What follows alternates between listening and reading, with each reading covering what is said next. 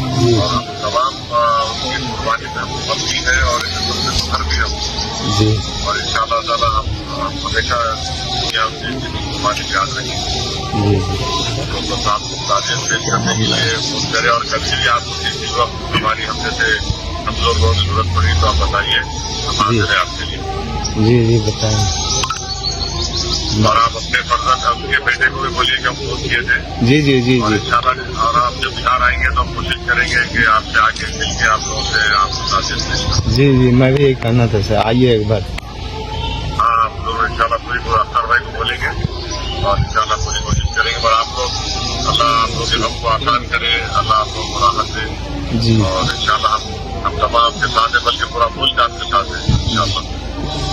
जी और अभी किसी भी चीज जरूरत पड़ी आपको गवर्नमेंट में कोई जो उनको मिलना करना है जो भी गवर्नमेंट से जो उनको आने का बताइए हमको हाजिर है, उसके लिए आप हाजिर से आपको बता दीजिए।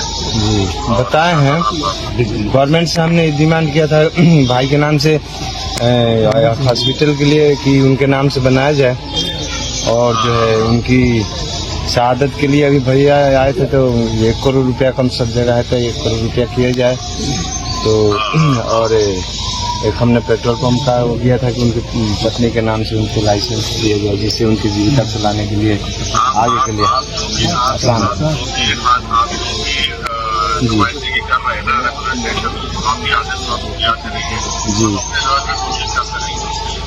जी आप उनको लड़ाई के मैदान में शहादत दिए, उनको परमवीर चक्र से जो भी उनके बनता है उनसे नवाया जाए।